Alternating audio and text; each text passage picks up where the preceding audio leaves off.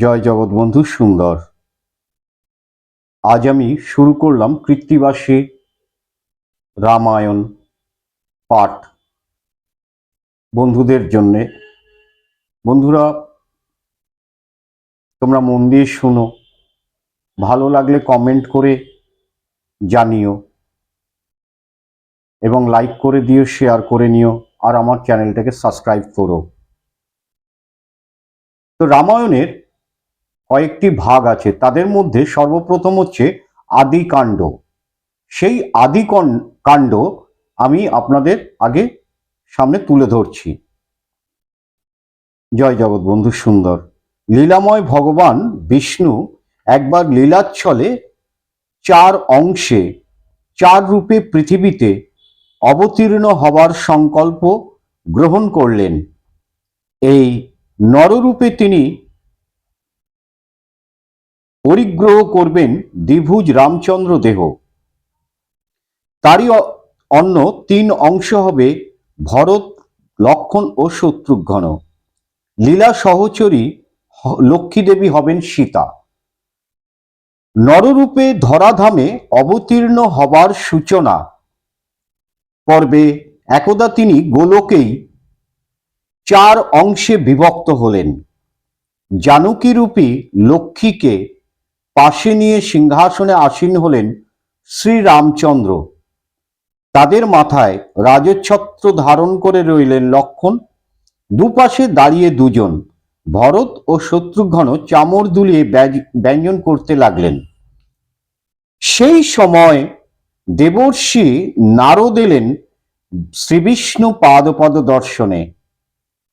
কিন্তু ভগবানের এই অভিনব লীলারূপ দর্শন করে তিনি সহসা অভিভূত হয়ে পড়লেন।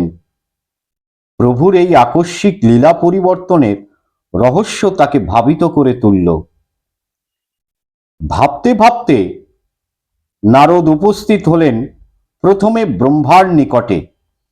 তার মুখে সব কথা শুনে ব্রহ্মা নারদকে নিয়ে দেবাদিদেব মহাদেবের নিকট উপস্থিত হলে তিনি তাদের এই লীলা রহস্য ব্যাখ্যা করে বোঝালেন।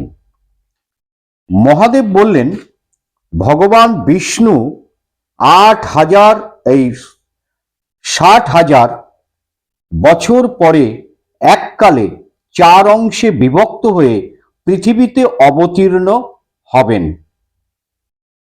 সেই সময় স্বর্গ, মর্ত, পাতাল এই 3 লোক রাবণ নামে এক প্রতাপশালী রাক্ষসের অত্যাচারে প্রপীড়িত হবে। তাকে দমন করে বসুমতীর ভার লাঘব করবার উদ্দেশ্যে ভগবান বিষ্ণু রামচন্দ্র রূপে পরিগ্রহ করবেন। দেবাদিদেব শিব নারদের জিজ্ঞাসার উত্তরে আরো জানালেন যে সেই যুগে রাম নামই হবে জীব উদ্ধারের সারাৎসার। রাম মাহাত্ম্য শ্রবণ করলে কিংবা কেবল রাম নাম উচ্চারণ করলেই মহাপাপীরাও পাপ মুক্তি ঘটবে। রাম নামের মাহাত্ম্য শোনার পর নারদ ও ব্রহ্মা স্থির করলেন তারা পৃথিবীতে গিয়ে ঘোরতর পাপী কাউকে খুঁজে বার করবেন। তারপর তাকে দিয়ে রাম নামের মহিমা পরীক্ষা করবেন। তারা ব্রাহ্মণ ঋষির ছদ্মবেশে পৃথিবী পর্যটন করতে বেরোলেন। ঘুরতে ঘুরতে এক বনে এসে দস্যু রত্নাকরের সন্ধান পেলেন।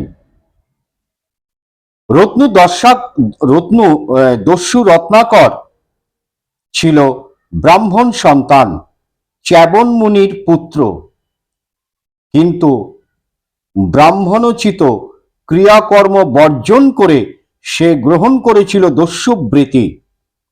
বনপথে পথিকদের আক্রমণ করে নির্বিচারে হত্যা করত অর্থের লোভে।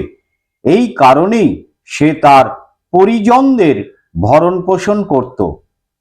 এই করেই সে তার পরিজনদের ভরণ পোষণ করত। সন্ন্যাসীর ছদ্মবেশধারী ব্রহ্মা ও নারদ পড়লেন এই রত্নাকরের কবলে। রত্নাকর তাদের কাছে এগিয়ে এসে অনুসন্ধান করেও কোনো অর্থের সন্ধান পেল না। ক্রুদ্ধ রত্নাকর সেই দুই পথিককে হত্যা করার উদ্দেশ্যে মুগুর তুলে গর্জন করে উঠল, কিন্তু উদ্যত মুগুর তার হাতেই সংলগ্ন রইল। প্রহার করা আর হলো না। দস্যুর সর্বশরীর বিবশ অবস্থা প্রাপ্ত হলো। অভিভূত বিস্মিত রত্নাকর তার এই বৈকল্যের কারণ বুঝতে না পেরে সন্ন্যাসীদের দিকে জিজ্ঞাসু দৃষ্টিতে তাকিয়ে রইল। ব্রহ্মা মৃদু হেসে জিজ্ঞেস করলেন, দস্যু, এভাবে নরহত্যা করে তুমি যে মহাপাপ কাজ করছো তা কি বুঝতে পারছো না? কেন তুমি এ কর্ম করছো? রত্নাকর উত্তর দিল, এই তো আমার জীবিকা। এভাবে আমি যা আহরণ করি তা দিয়েই সংসারের পরিজনদের ভরণ পোষণ করি। এ কাজ যদি আমার পাপ হয় তাহলে আমার পিতা, মাতা, স্ত্রী, পুত্র সকলেই সমানভাবে পাপেরও ভাগ নেবে। আমাকে তুমি মিছাই পাপের ভয় দেখাচ্ছ পথিক। ব্রহ্মা বললেন, দস্যু, পরিজনেরা তোমার অর্জিত ধনের অংশ নিতে পারে বটে, কিন্তু তোমার পাপের ফল একা তোমাকেই ভুগতে হবে। আমাদের কথা প্রত্যয় না হয় গিয়ে তাদের জিজ্ঞেস করে এসো। দস্যু হলেও রত্নাকরের মনে পাপের ভয় ছিল। শত হলেও তার শরীরে তপস্যা পরায়ণ ব্রাহ্মণের রক্ত প্রবাহিত ছিল। তার মনে সন্ন্যাসীর কথা রেখাপাত করল।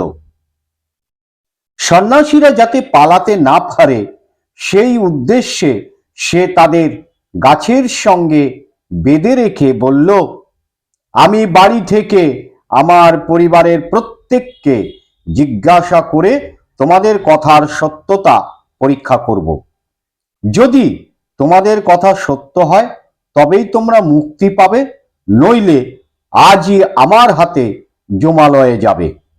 রত্নাকর কাল বিলম্ব না করে গৃহে এসে একে একে পিতা, মাতা, পত্নী ও পুত্রকে জিজ্ঞাসা করল তারা তার পাপের অংশ নিতে সম্মত আছে কিনা।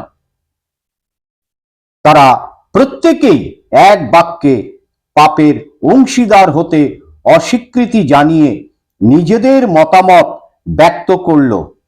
রত্নাকর স্তম্ভিত, ক্ষোভে দুঃখে সে দিশাহারা হয়ে পড়ল। যাদের প্রতিপালনের জন্য এতকাল সে নির্বিচারে পাপ কাজ করে গেছে তারা এমনই নির্বিকার, এমনই নির্মম। রত্নাকর ছুটে এসে সন্ন্যাসীদের বন্ধন মুক্ত করে দিয়ে তাদের পায়ে লুটিয়ে পড়ল। কাতর প্রার্থনা জানিয়ে বারবার বলতে লাগলো, প্রভু, আপনারা আমার মুক্তির উপায় বলে দিন। আমি ঘোর পাতকী। যথার্থই রত্নাকর এতটাই মহাপাপী ছিল যে ব্রহ্মার নির্দেশে সে যখন নিকটবর্তী সরোবরে পবিত্র হবার উদ্দেশ্যে স্নান করতে গেল, তার স্পর্শ মাত্র সেই সরোবরের জল সম্পূর্ণভাবে শুকিয়ে গেল। ব্রহ্মা তখন তার কমণ্ডলুর পবিত্র জল মাথায় ছিটিয়ে দিয়ে রত্নাকরকে শুচি করে রাম নাম শব্দ উচ্চারণ করতে বললেন। জয় জগৎবন্ধু সুন্দর। আজকে এই পর্যন্ত। পরের অংশ পরের ভিডিওতে আপনাদের সামনে তুলে ধরব। জয় জগৎবন্ধু।